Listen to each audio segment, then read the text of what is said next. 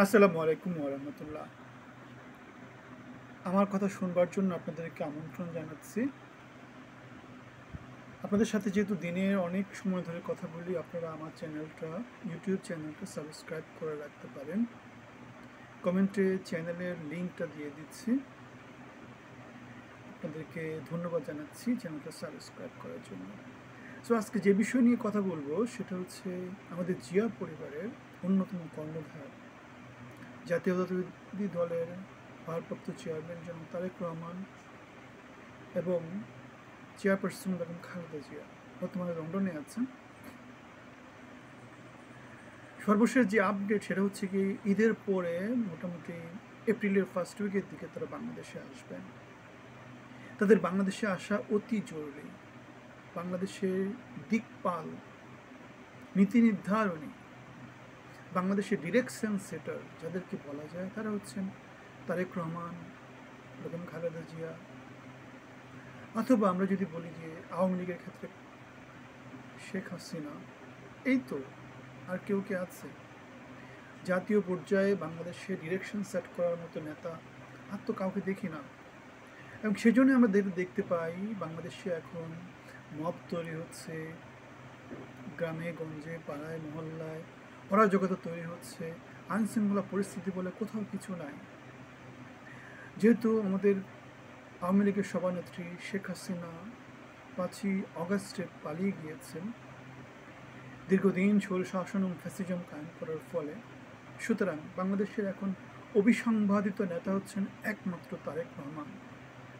এবং 17 বছরের তার যে সংগ্রাম এবং তার নেতৃত্বে আমাদের যে অংশগ্রহণ, সেটার ফসল বিএনপি অতি সহজেই ঘরে তুলে নিতে পারবে। কিন্তু তার জন্য নেতাকে আমাদের দেশে আসতে হবে। আমরা সবাই তিয়ার সেনা, ভয় করি না বুলেট বোমা। তারেক রহমান বীরের বেশে আসবে ফিরে বাংলাদেশে। বাংলাদেশের প্রাণ তারেক রহমান। সো তারেক রহমান ডেফিনেটলি বাংলাদেশের জন্যে নেতা যদি চিন্তা করা হয়, নেতৃত্ব তো বাংলাদেশের তৈরি হয়নি, সেটা যে কোনো দলেই হোক। যেহেতু পরিবারতান্ত্রিক একটা শাসন ব্যবস্থা বাংলাদেশে এখনও আছে, সুতরাং দলের নেতৃত্ব যেহেতু একটা পরিবারের কেন্দ্রিক হিসেবেও আছে, যেমন আওয়ামী লীগের ক্ষেত্রে শেখ পরিবার, বিএনপির ক্ষেত্রে জিয়া পরিবার, সুতরাং তারাই আমাদের নেতা।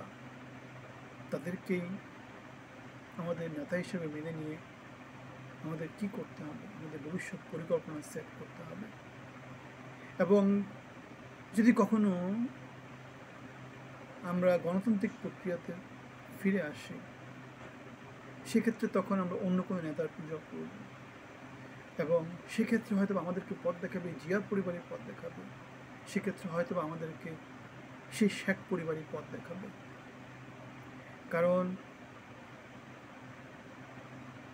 এই দুই পরিবার ছাড়া, আমি একটা কথা বলেছি, পৃথিবীতে যে কোনো জায়গাতে দুটো দিক আছে, একটা হচ্ছে সরকারি দল, আর একটা হচ্ছে বিরোধী দল। আমেরিকাতে যেমন আছে ডেমোক্রেট এবং রিপাবলিক, এর বাইরে আর কিছু নাই। পৃথিবীর কোথাও কিন্তু ওরকম আর কিছু নাই, দুটো। বাংলাদেশেও ঠিক তেমনি, এটাই থেকে যাবে, বিএনপি আর আওয়ামী লীগ। এখন বাংলাদেশে যে গ্রামে গঞ্জে মাঠে পাড়ায় মহল্লায় যে মব উঠছে, সেগুলো হচ্ছে টোকাই।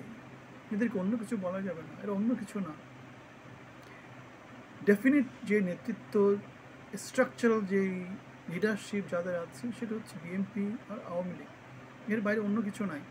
সুতরাং তারেক রহমানই আমাদের বাংলাদেশের এখন ডিরেকশন সেটার, তিনিই আমাদের নেতা।